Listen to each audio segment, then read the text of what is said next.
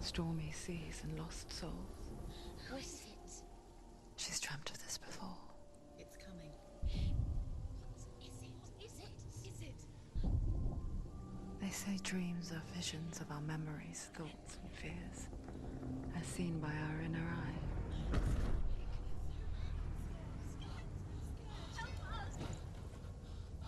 But what if each one of us is always dreaming, even when awake? And we only see what our inner eye creates for us. Is this what hell is? A world shaped by Senua's nightmares. Maybe that's why people fear seeing the world through her eyes. Yes, she's scared. Because if you believe that Senua's reality is twisted, you must accept that yours might be too.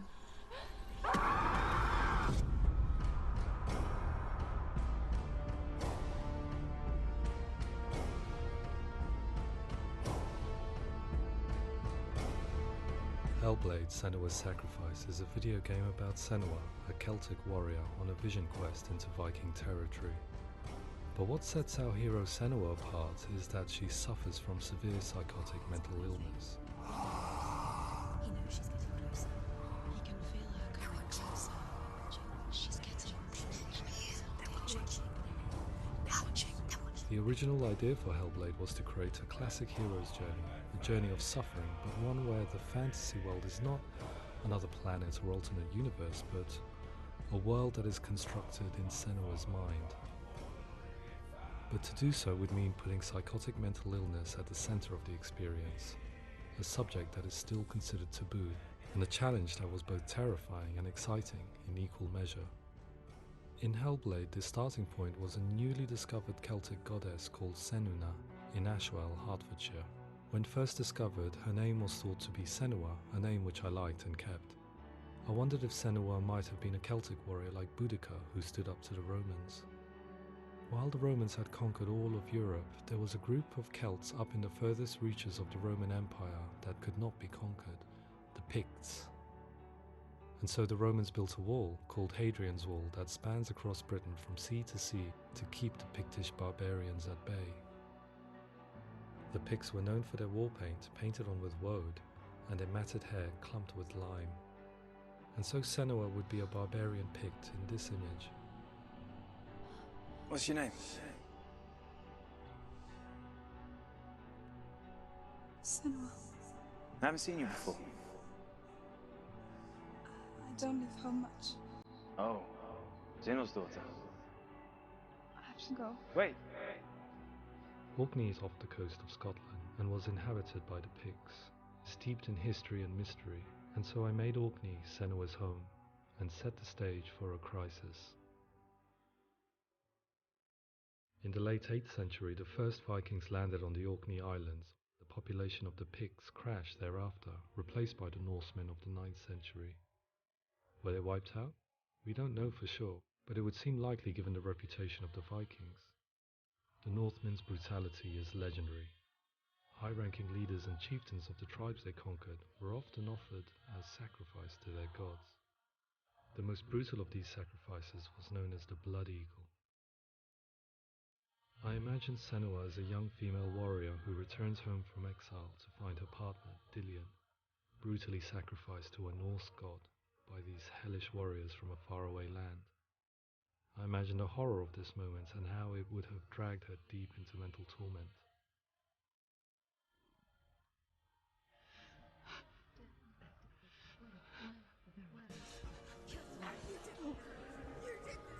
No!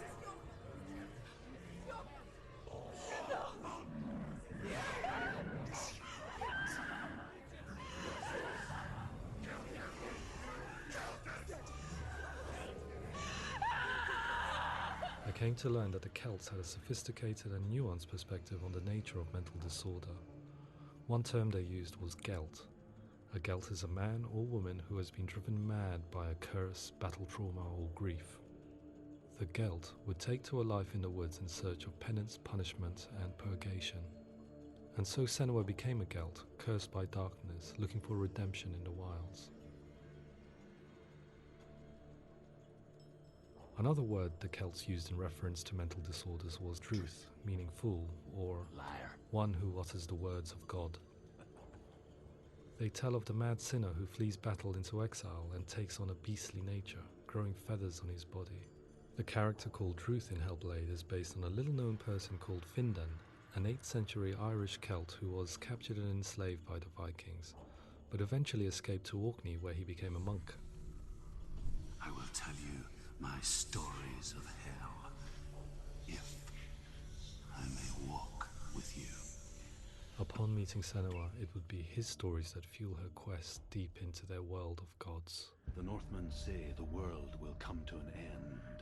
The sun will grow black, the earth will sink into the sea, the stars will disappear, fire and water will meet, flames will play against the sky, the heavens and earth and all the world will be burned, all the gods will be dead, and the warriors of Valhalla and people everywhere. Senua, prepare yourself for Ragnarok, for it is nigh. So the stage was set for a new adventure, a journey into the Norse underworld called Hell, a vision quest fueled by madness and myth, a fantasy that was created by Senua's own mind, and one that we would experience through her eyes. This is your mission. This is your quest. There is nothing else left. To make a game about a warrior with psychotic mental illness as its central theme was fraught with danger. Mental illness, such as psychosis, is still taboo and rarely acknowledged in a century of cinema, never mind the new medium of games.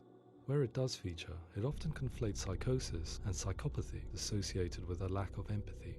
It is unfortunate that these two words sound so similar that they are used interchangeably in media.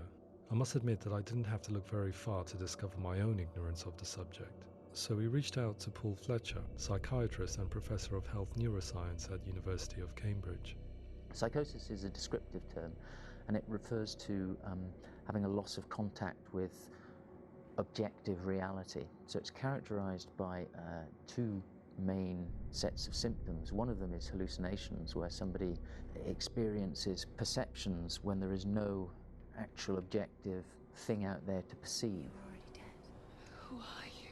And the other is delusions, where somebody comes to very often bizarre, unpleasant, frightening beliefs when there's no good evidence in favor of them.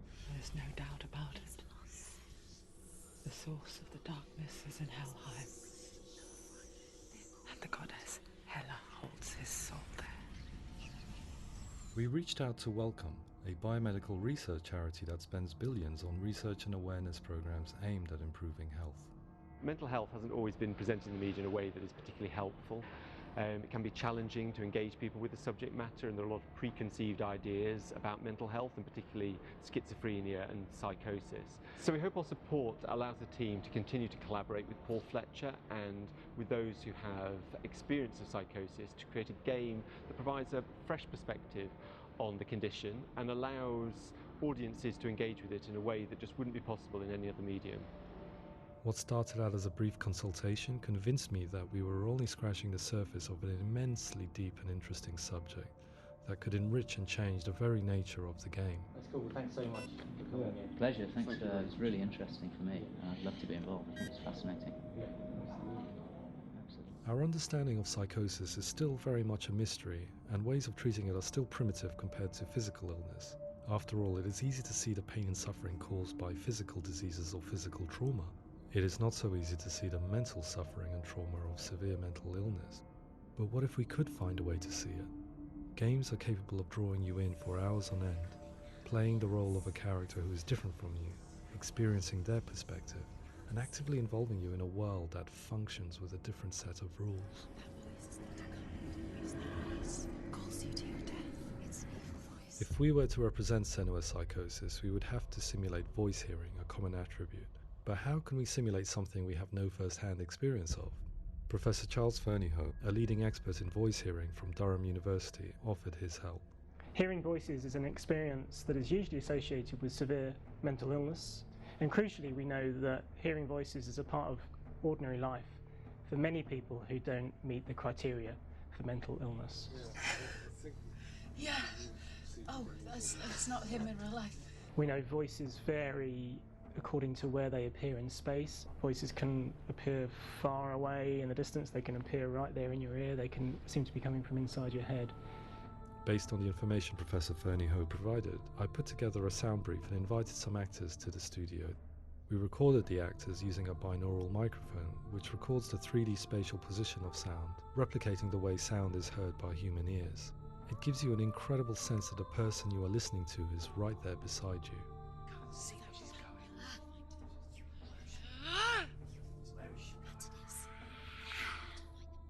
Rachel Waddingham from the Voice Collective came to our studio with 2 young voice hearers to speak to our team.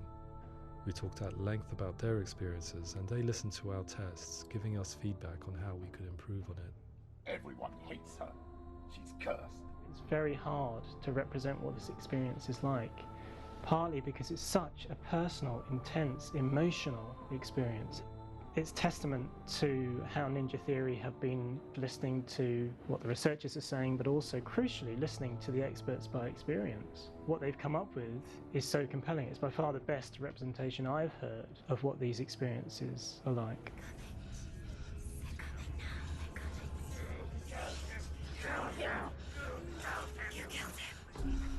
Other common attributes of psychosis are visions and flashbacks. We met with Recovery College East, who work with and care for people recovering from severe mental disorders. A group of service users gave us their first-hand account of what they experience. Sometimes when the visions or what we're seeing is too much, we become small until eventually we perhaps don't see anything. The people we spoke to, the stories they told, were fascinating, harrowing and mind-boggling. The reality of what people experienced was vivid, far exceeding what I could possibly have imagined. We went away itching to represent some of these visions and flashbacks in the game. As we all know, my heart is so, love is so far away. Don't you know how I wanna feel deeper? I could never know how you grow, all these days are killing me. Now I see deep in me insanity does unfold.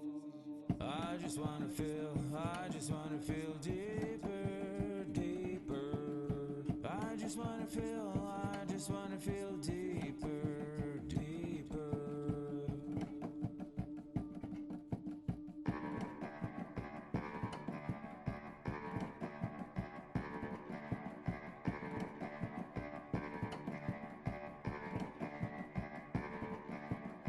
As we all know, my heart is so, love is so far away. Don't you know how I wanna feel deeper? I could never know how you grow, all these days are killing me. Feel like this, read like this, I just wanna live, that's all. I just wanna feel deeper, deeper. I just wanna feel deeper, deeper.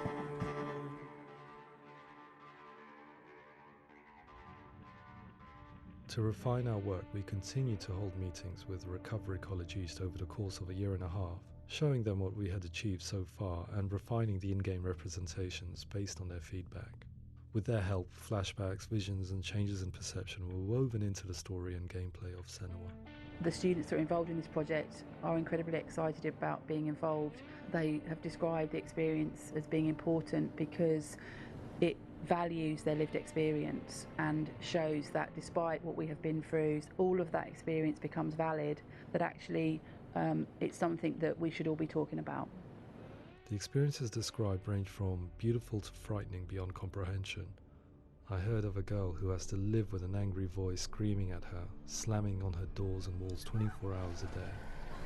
I met someone who would often see hanging corpses in a room, so real that she would sometimes try to rescue them. The panic and fear that comes with such visions is entirely understandable, and it can be a living horror for some. Worthless, weak, pathetic. Go on, feel sorry for yourself, because there is no one left to do that for you. I was urged by one fellow that we should not shy away from showing this horror, and so I was perpetually torn in making Hellblade. Had we gone too far with our representations or not far enough? Broken and lost. Just like your soul. Come on.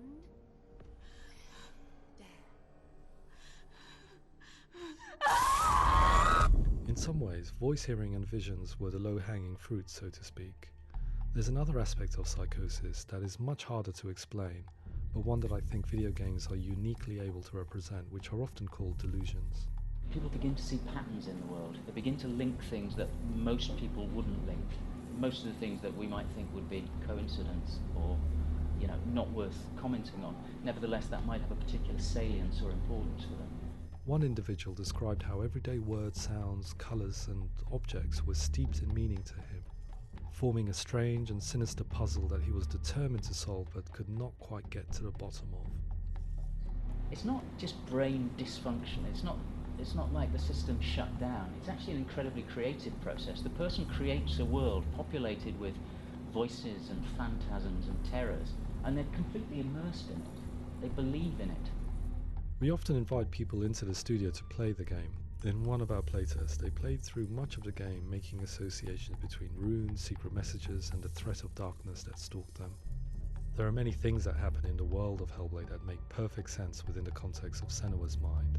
The dark rot that's killing her slowly from within, the secret runes of the gods that block her path to Helheim, and strange associations that exist in the game to confuse you.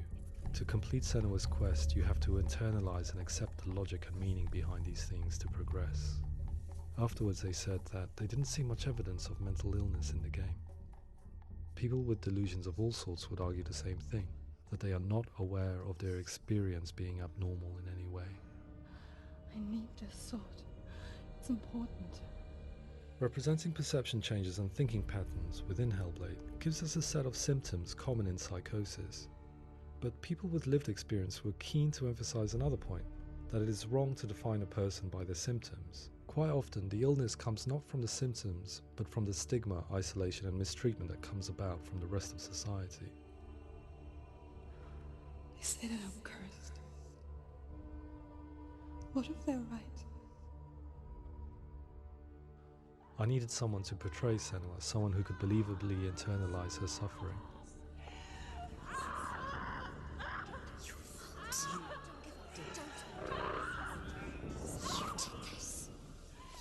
Melina Jurgens, our video editor, had been a stand-in for Senua over a few months while we perfected our motion capture techniques. Without realizing it, she had already auditioned for the role, and I knew her well enough to know that I didn't have to teach her to act, but to relive her own internal pain. As often is the case, those who have suffered mental anguish are never far from us.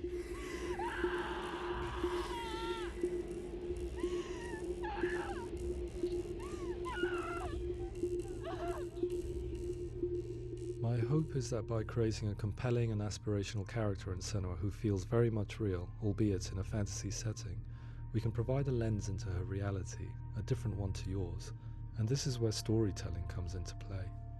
I imagined her life based on common threads in real people's lives. She was always prone to psychosis as a child. Her mother Galina also heard voices and had visions, so perhaps there was a genetic aspect. Or perhaps it was cultural, as she lived within a world without science, of gods and a superstition, as exemplified by her druid father Zimbal. Psychosis developed in her late teens to early 20s and was exacerbated by stigma and isolation at the hands of the clansmen and her father. This darkness. It's spreading. The trauma of seeing her lover Dillian sacrificed tips her over the edge, making her remodel her reality around a concept that connects everything: the darkness. So the question, is what Senua experiences real? Can only be answered by saying, yes, it is real. It is her reality. All of her suffering will have been for nothing. It's just a matter of time. Towards the end of the project, service users and professionals that had collaborated with us were invited to see the near-final game. It was a chance to see if the game had reflected their views or if it had misrepresented them. For me, being involved in especially developing Senua's character, it was a chance to see if the game had reflected their views or if it had misrepresented them. For me, being involved in especially developing Senua's character, it was a chance to see if the game had reflected their views or if it had misrepresented them. has been really important, and being able to bring in my perspective and what I see and what I hear, and having that built into the game has been a real privilege. It's gritty and it's meaty, and there are some tough subjects in there that are being tackled with honesty.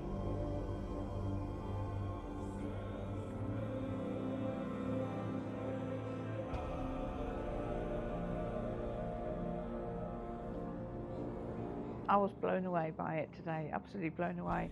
It was just fantastic to get the opportunity to use our lived experience in a very creative way.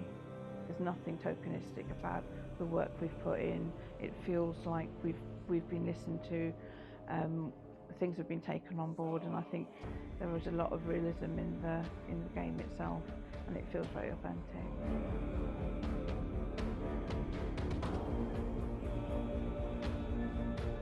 Hellblade will give people a good experience of what it's like to hear voices and have those experiences. I'm glad that the guys at Ninja Theory kind of asked us to come along and help them build an experience that's positive when it comes out, and get myself a copy and have a go.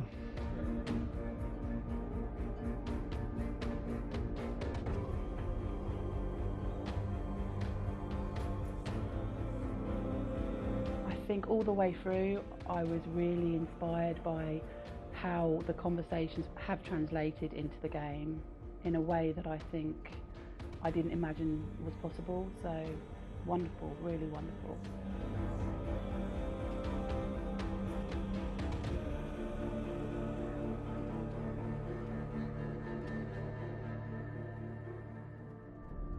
I really hope that others will follow the lead they've set and use the power of something like a video game to change people's perceptions, to increase understanding, and ultimately to make some of the stigma around voice hearing and other experiences go away.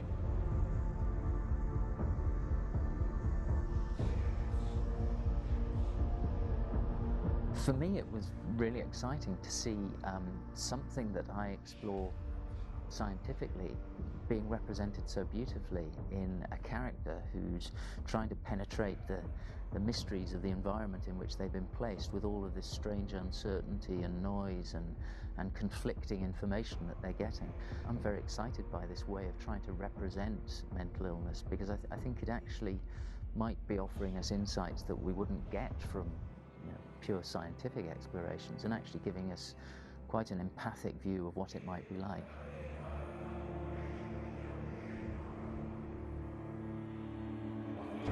Mental illness has been with us for as long as we have been on this planet, but why? Why hasn't evolution stamped out this weakness from within our gene pool? I often pondered this question until I realized that the question had an inbuilt flaw. It assumes that being and thinking differently is a weakness. The only reason we have computers, spacecraft, medicine, poetry, art, and yes, even video games is because individuals are able to simulate new abstract realities in their minds and share them with the rest of us. We need people to be willing to see differently in order for us to progress and survive as society. And we need to be open to these new ways of seeing. And it is this spirit that motivated me to create Senna's story and share it with you.